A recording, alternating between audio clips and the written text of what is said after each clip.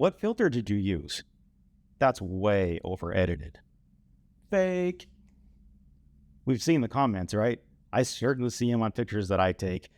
And it never really feels great when somebody tries to call you out on a photo that you took that you're proud of and that you're posting for the world to see. Kind of put yourself out there as kind of vulnerable. And then when people respond in a way that makes you feel kind of bad, it's just not a good feeling. But I want to talk about that and I want to address it. There's there's people who post photos and they're so proud because they post and they say, no filters needed, natural photograph. I didn't do anything to it. Well, what if you did? Like, what if you took the time to process it and really pull out what that photo was capable of showing? I think what a lot of people don't understand is that even by taking a picture on an iPhone and posting it, it's been processed. It's just been processed by the AI or the code in the phone. It's not that the person taking the photo is so skilled that they pushed the button and came out with something perfect. There's a lot happening behind the scenes that takes an iPhone or a smartphone photograph and turns it in to what it is. So when somebody posts fake or too processed or filtered, I think there's a lot of ignorance there. And so I kind of just wanted to talk about that a little bit. I want to show an example in Lightroom, and let's talk about this fine line in the art between creating a photograph that represents the scene and one that might be considered an art piece that just has nothing to do with reality. Both versions are just fine. But let's take a look at this. So this is a photo that I'm working on in Lightroom. This was a sunrise. I want to show you this because this is the raw photograph. And so what does it take to get from this to this? I posted a similar one and I got some of those comments of, fake or AI. I believe that capturing a scene should represent the reality, and there's nothing wrong with enhancing it and making the colors pop more than they did maybe in real life, or making some edits to the photo that bring out certain parts that you want highlighted. So you can see that in this one, I went to the masking area here and did a select sky. And I just want to show the settings. I brought down the highlights. I brought up the contrast, and that's it on that one. And then I did a duplicate and invert.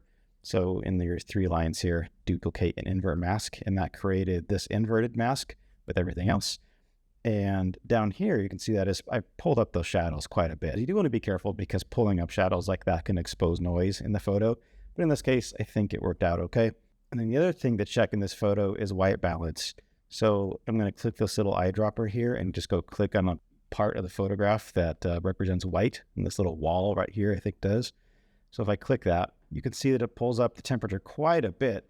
And that might even be a little bit too warm, but I think it gives the general idea. And honestly, that's pretty close to what that morning looked like, that fiery sky. And when I captured it, there was a lot of shadow. We can see, let's check the settings on here. So this was ISO 100, aperture 4.5, 1/15th of a second.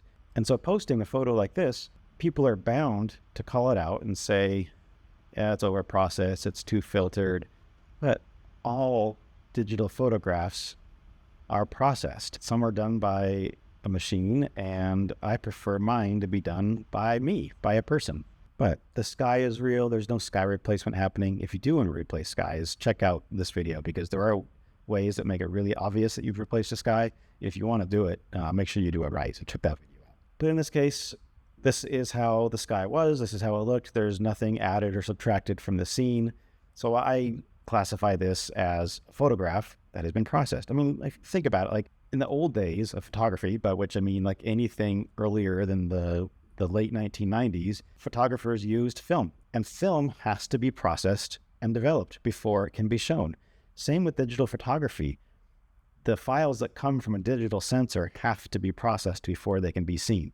And whether those are processed by a machine or by a person is the difference. So next time somebody says, hey, did you use a filter? Or hey, this is over edited, maybe send them this video link. Maybe say, you know what? All pictures are processed. If you don't like this one, I hope you find one that you do. I do wish that when people replace skies or add or subtract major elements of a photograph that they disclose that and they say, this is a composite image. I used a sky from this image. I used the foreground from this image, combined them, and this was my result. I think when we don't do that, we convince beginner photographers that certain looks are possible in one shot, and sometimes they're just not. That's just not possible. And I think disclosing it and saying this is a composite and this is how it was made is a really good thing. And I think it helps other photographers, and I think it helps your own reputation as a photographer also. Plus, I think if you disclose and even show how you did it, you're going to build some credibility for yourself. And what better way to share your photography than teaching others how to get better? I mean, I think that's a pretty beautiful thing. I've been so grateful to learn from some of the best, and they've taken time to teach me what they know. And I'm still growing and learning and have a lot to learn as I go. And that's part of why I'm doing this, so I can continue to learn myself. And if I have learned something along the way, maybe I can pass that along to you too, because I think the more we know and the better we all get, the better photography is going to be. There's always going to be somebody who doesn't like what you do. There's always going to be somebody who's suspicious and who calls it out. And who knows where that comes from that person. Maybe they're jealous of the image that you've been able to create, or maybe they just want to push themselves up by bringing you down.